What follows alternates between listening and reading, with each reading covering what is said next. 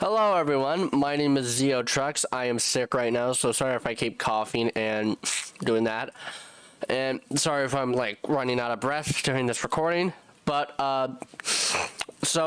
earlier today I decided to watch the new Texas Chainsaw Massacre on Netflix.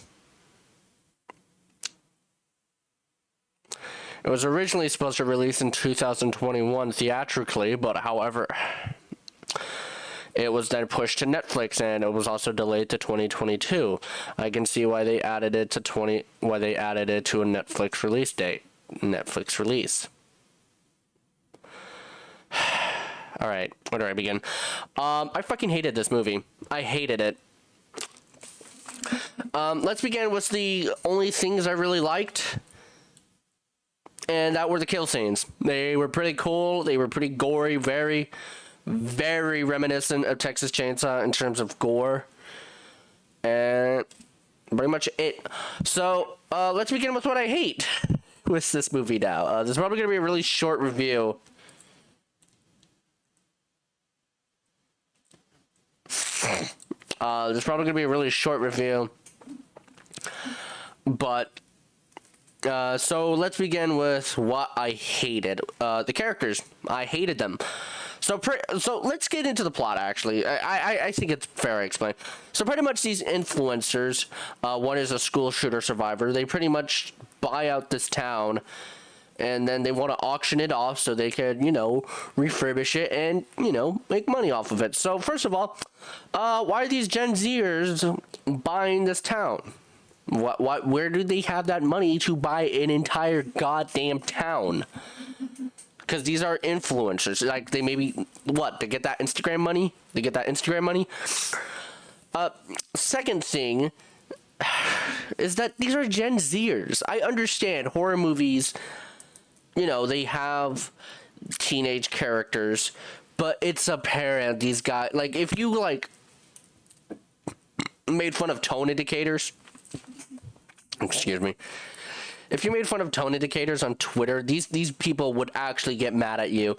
If you forget to put a trigger warning for something like food, they are actually going to get mad at you. That's these kind of characters. And honestly, they're just 2D 2D cardboard cutouts of characters. And the main character, who final girl, I'll call her that. So pretty much she's a school shooter survivor. Honest to God, leave this out of this entire movie would not make a difference. It's just because school shootings seem to happen a lot more nowadays, and they're like a thing. So I guess that's their way of trying to connect with the audience. It's like, no. And so, the first scene where we meet these characters, they're automatically making fun of this guy, and he's like, oh, he has a small dick, and it's like, I'm supposed to root for these guys? I hate it when horror movies do this. I hate it when they make it so that you have to root for the killer. Yes, I know, the killer is what we are here for. When we watch Nightmare on Elm Street, we are there for Freddy Krueger. If we watch Friday the 13th, we are there for Jason. But it's like, you also have to make us root for the main characters. And, it's just frustrating. They also bring back Sally from the first movie. She was the final girl, and don't get me wrong, she's an iconic final girl, but she's just nowhere near as Nancy or Laurie Strode. That's what they were trying to do. They were trying to do something like Nightmare on Elm Street, Halloween 2018, where they brought back a legacy character, and yeah, they bring back a legacy character. That way she can hunt the main killer down, and she's just not like that. She doesn't have this deep personal connection. Okay, yeah, she was scarred. She's probably scarred for life, and she does want a revenge against Leatherface. But they're missing the point. Laurie Strode, that's a final girl we all know and love because she does have more than one appearance. Sally, this is the first time we've seen Sally in over 70 years with these movies. And it's just frustrating. And these characters, they kick this poor old woman out of her home for no good reason. They just kick her out of her home because, oh, they own this land. And then turns out, oh no, we fucked up. It's like, obviously, you own this land. You don't own this land because you're going to sell it, right? There's also just dumb little things where it's like, I love the part where they drive a Tesla, known to be an electric car, to this out of town, nowhere, ghost town part. But then they just don't, like, you're lucky to find a gas station there. Like, okay, yeah, they probably have, like, one of those gas to energy converter things, but it's stupid. It's so fucking stupid. I haven't even gotten to the party bus scene yet, because, trust me, we're getting there. And don't even get me started with how they do the stupid hiding under the bed trope, hiding in the closet trope, where Leatherface, you know, rummages through the closet, and then he's like, he doesn't even see the main character. It's like, come on. Don't even get me started. Under the bed, that's like the most damn obvious place to see it. Like, okay, yeah, Leatherface has a mask on, but it's, oh god, okay. The party bus scene. This was the moment in the trailer where I was like, this movie's gonna be trash. This movie is going to fucking suck. I'm gonna hate this movie. I have no hopes for this movie. It's where they get all their phones out as soon as they see Leatherface, and they're like, try anything and you canceled, bro. And they start streaming out on Instagram, and it's just like, it's just, it's so stupid. It's so damn stupid. It's so damn stupid why they try to connect with us, and it's like, oh, try anything. That's not how cancel culture works. That's not how canceling someone works. If someone has a chainsaw and he's just gonna kill you, you're not like, oh, Leatherface is over in 2022. Oh, Leatherface is over party. Oh my god, I can't believe I stand Leatherface. And it's just so stupid. And they're like, oh, is this fake? If you look at the Instagram live comments, of course they start streaming it to Instagram live. Like, the only characters that I like, they immediately get killed off. There was this girl who gets killed in this like cornfield, this flower field, which is okay. That is one of the best scenes of the movie, is that, like, scene right there. It is, I do like it. But it's just that the rest of the movie doesn't live up to that. And then they treat Leatherface like he's some kind of unkillable killer, when really he isn't. There's like, when he gets killed for good. And he's only been killed once in Texas Chainsaw Massacre 2, which is the best sequel to the original, by the way. And not to mention, this is a sequel to the original, because we already don't have enough timeline fucking reboots. We already don't have the reboot, which I would say best movie in the series was the original. We already don't have the reboot. We already don't have Texas Chainsaw 3D, and then the prequel to that universe. And not only that, but Leatherface is technically not even a reboot. Is a reboot in itself, because all this franchise is stupid fucking reboots. This franchise is just one big reboot.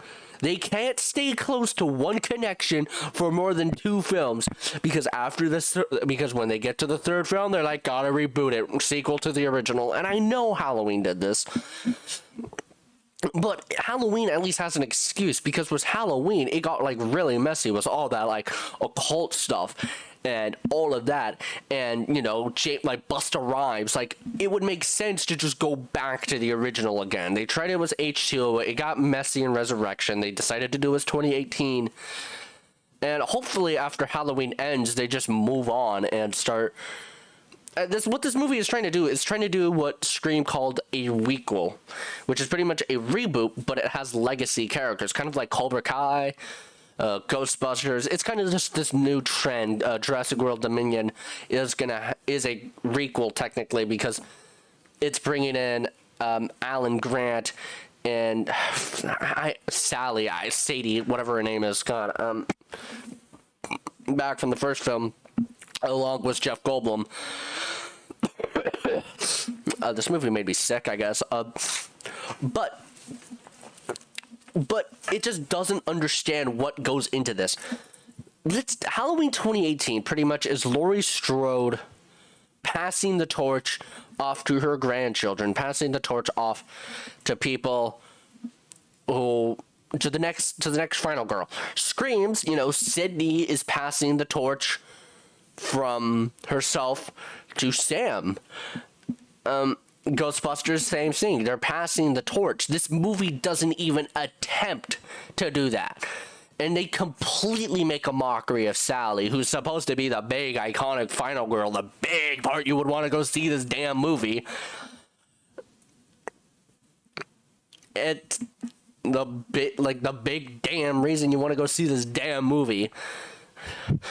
But they don't even so they have her shown. They're like, oh, I'm gonna try there, and then she shows up with a shotgun and she's like, oh, you remember who I am, remember these people that you killed.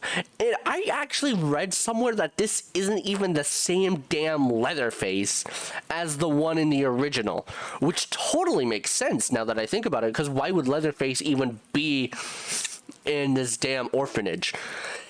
And come on, how are you gonna have a completely different Leatherface? How are you gonna maybe this is the same Leatherface. Maybe something happened that they had to get him thrown into an orphanage. Maybe Drayton died. There's no even mention of Drayton in this movie, and it makes sense. You obviously couldn't bring back the original actor since he did pass away, and you couldn't bring back Newbins because he's dead. But there's just a lot of things that just bug me about this. They don't realize what makes Leatherface, because it makes sense that this is a completely different Leatherface and not the same Leatherface as the one in the first movie, because he's not the same damn Leatherface. He just doesn't act like him. What the film writers failed to realize with this movie is what made the original so damn good. It was that sense of fear, it was that sense of terror, it was just that sense of torture, that these people are mentally deranged. But they just failed to capture that and just make Leatherface this big, oh, I'm a big killer with a chainsaw. They never play into the cannibal part. They never play into the fact that he makes bone furniture. They never play into any of that. They never do the meat hook. They do the hammer, and they of course do the chainsaw. But they never play into any of that. What makes Leatherface Leatherface? So it's really, really annoying, honestly. Excuse me, I'm gonna take a drink.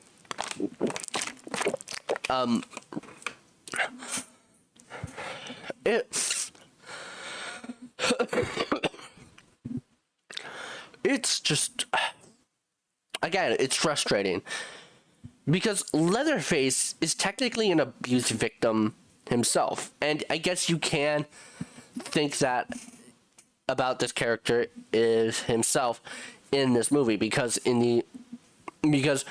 his mama, his adoptive mother, I assume, because he is at this orphanage, is taken away from him by these Gen Zers, by these fucktards, as I like to call them, because that's pretty much what they are, because they're pretty much really stupid.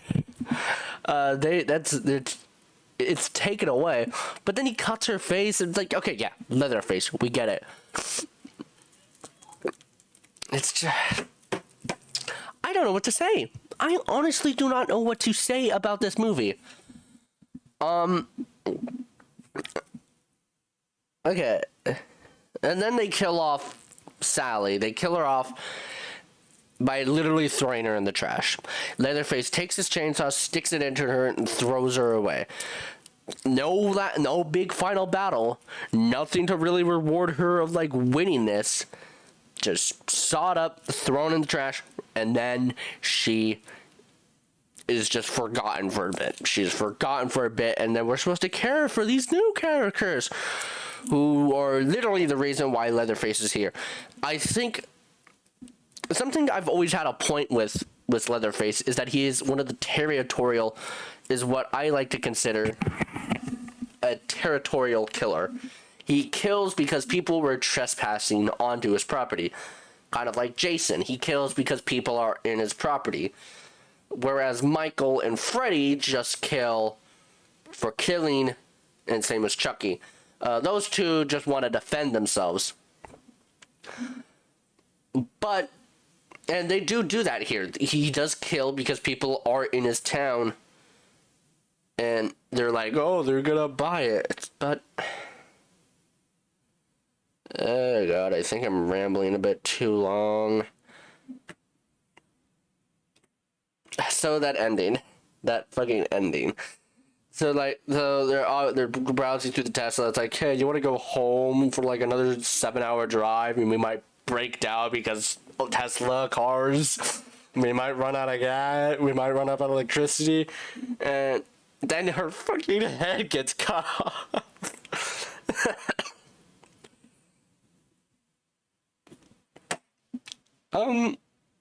I think I've said all I need to say.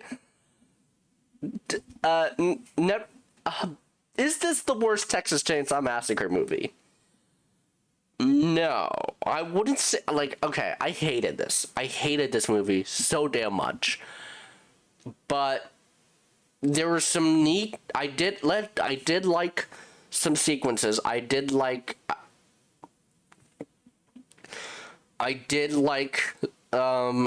the sunflower scene. There were some cool creative directive